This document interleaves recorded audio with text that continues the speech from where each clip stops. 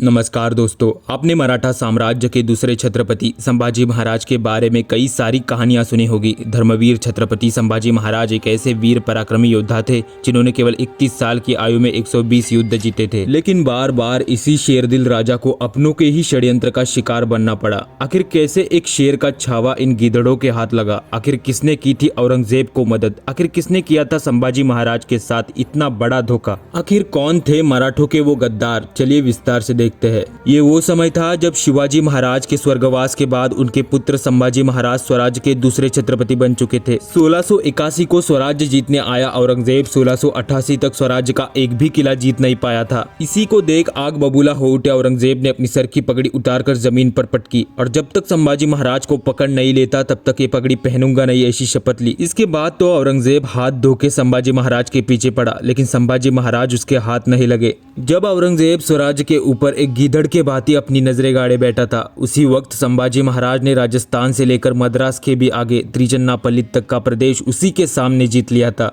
इसे देख गुस्से में आए औरंगजेब ने अपने एक सरदार मुकरब खान को बहुत बड़ी सेना के साथ संभाजी महाराज को पकड़ने के लिए भेजा। मुकरब खान ने स्वराज्य में आते ही कुछ मराठा सरदारों को वतन देने की लालच में अपने ओर कर लिया। वो सरदार दूसरे कोई नहीं, खुद संभाजी महाराज की पत्नी येसुबाई के सगे भाई गनोजी शिर्के थे, जिन्होंने वतन ना मिलने की नाराजगी से मुकरब खान की मदद की। गनोजी शिर्के और उसके साथ मिले हुए मराठा सरदारों ने मुकरब खान को संभाजी महाराज कहाँ मिलेंगे इसकी खबर दी, लेकिन इतिहास में ऐसा भी कहा गया है कि मुकरब खान ने गनोजी शिर्के को जानबूझ के इस षड्यंत्र में फंसाया था। 1 फरवरी 1689 ये वो काला दिन था जब संभाजी महाराज कोंकण के संगमेश्वर में अपने कुछ सरदारों की सभा निपटा के वापिस राजधानी रायगढ़ की ओर रवाना हो रहे थे। अभी मुकरब खान ने बहुत बड़ी सेना के साथ संगमेश्वर पर हमला किया। संभाजी महाराज के पास सेना बल की कमी थी, लेकिन फिर भी संभाजी महाराज एक शेर की तरह लड़ रहे थे। संभाजी महाराज का ये विकराल रूप देख कोई भी उनके पास जाने के लिए तैयार नहीं था। जैसे तैसे करके मुकरब खान ने संभाजी महाराज और उनके मित्र कवि कलश को बंदी बना लिया। ऐसा वीर महापराक्रमी राजा अपने ही लोगों के स्वार्थ और विद्रोह के कारण इन गिद्धड़ों के जाल में फंसा। स्वराज के सेनापति मालोजी राजे घोरपड़े संभाजी महाराज को बचाते बचाते वीर गति को प्राप्त हो गए थे।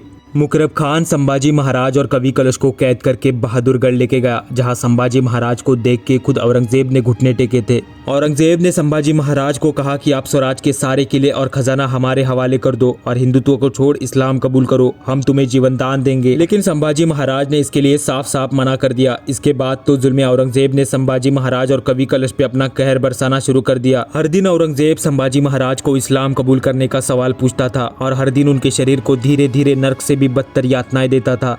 बहुत सारे मराठा सरदार और सैनिकों ने संभाजी महाराज को बचाने की कोशिश की थी, लेकिन वे इसमें नाकाम रहे। संभाजी महाराज के मित्र कवि कलश ने मरते दम तक उनका साथ नहीं छोड़ा था। अंत में औरंगजेब ने संभाजी महाराज और कवि कलश को अत्यंत क्रूरता से मारने के आदेश दिए।